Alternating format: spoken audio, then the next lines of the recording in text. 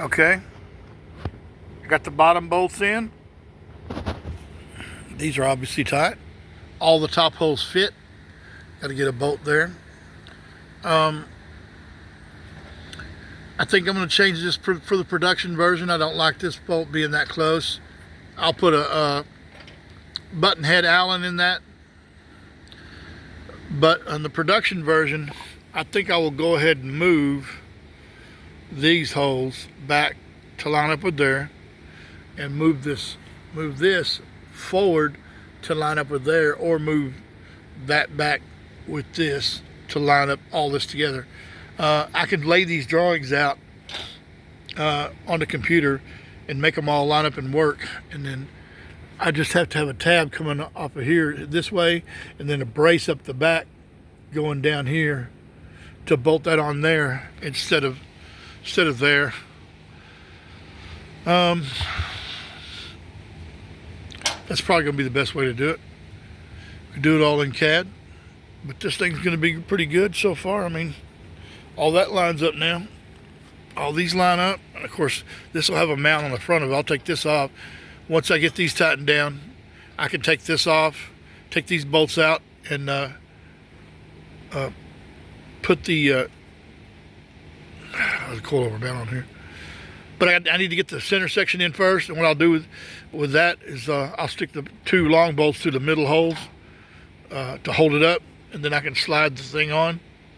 I can slide the thing on there. Coilover mount, which I have not made yet. I have to fix that to go in there and make.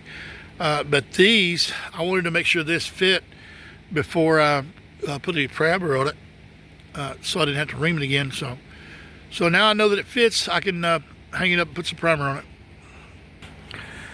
I have not drawn this piece in CAD, and these pieces, side pieces, are some that, as I was saying, were obsolete. So this plate here, I haven't even measured to draw in CAD. But if you see where it's sitting on top of, it's sitting on top of the other plate. Okay, so that means I can use the CAD drawing for this plate right here, because it uses the same holes except for that one. I can use those two and that hole, and then make sure that my tab is on this edge, and wherever the other one falls here, make me a slotted hole to use that same drawing. Well, not the exact same drawing, but use that drawing to make this drawing and make them in the right place. And obviously move the holes that way.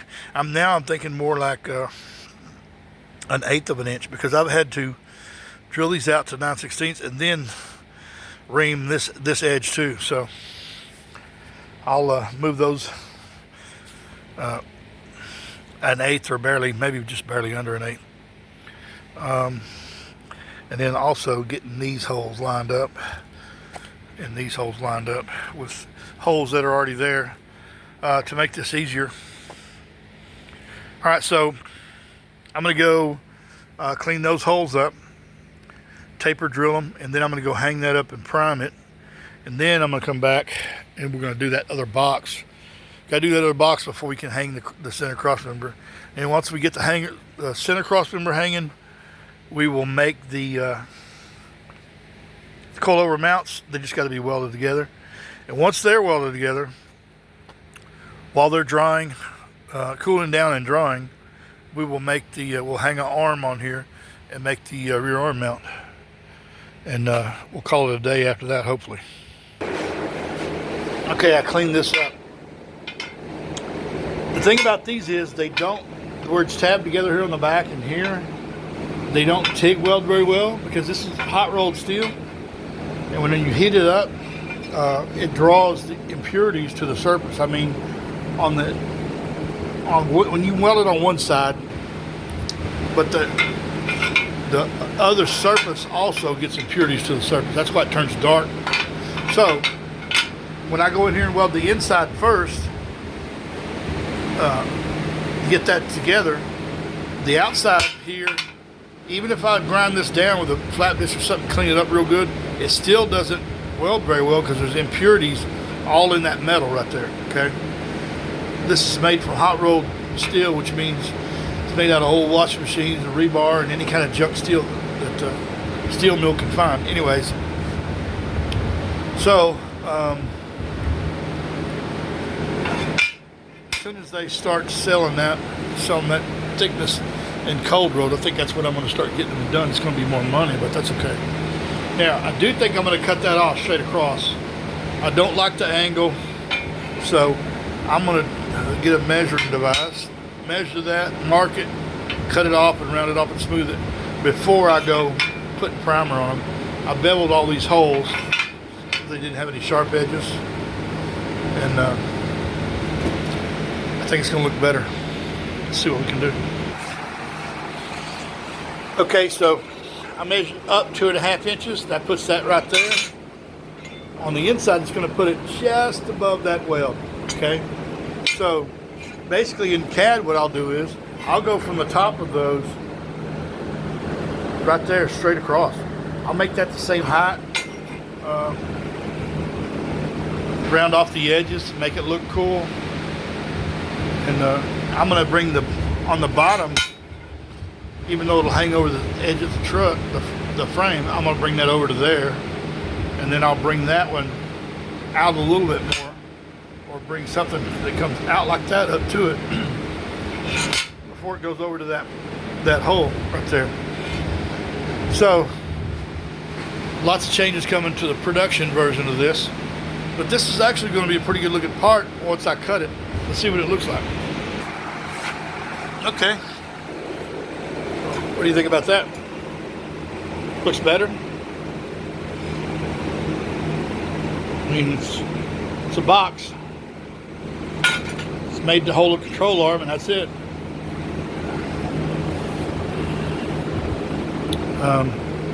This is ready for primer. And again, out here in the shop, it's loud today. Fans on for the dogs. I bet they're not over here. Nope, they're not. So turn the fan off. They're all in there in the AC. That's where they're at. So what do we got over here? We got a cross member, and we got another cross member. One of these came off that truck, but you know what? Doesn't matter. They're both exactly the same. Same widths. Everything's in the same location because everything's built on a jig. I've got a jig that goes between these two holes to make sure these are the same width apart. I've got a jig that goes from a center line here and has a mark here and here where these line up at. I got a jig for the front to line up these, and all works off the center line. Got spacers to put inside here where the control arm goes to get that distance correct. These washers on the outside, these are actually stainless, and that is so that when the bolt tightens down against that, if it scratches your paint or your powder coat off, you're not going to see any rust come out from under there when you wash your truck in a year from now. And of course, these plates here bolt into that jig in there on both ends.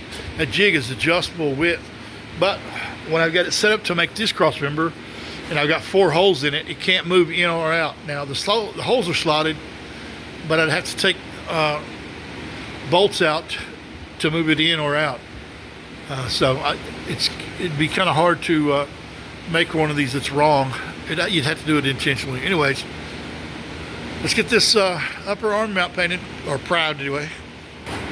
Oh, turned this around and forgot that this side hadn't been primed yet, so I'll prime this, and then we'll go back outside and do the other frame box. Okay, there we go. Primed, it's not going to rust. Same as this one, primed. Etching primer over bare metal. You could sand this down a little bit, scuff it up, and paint right over it. Or you can have it sandblasted, powder coat it. It's up to you, but at least it's not going to rust.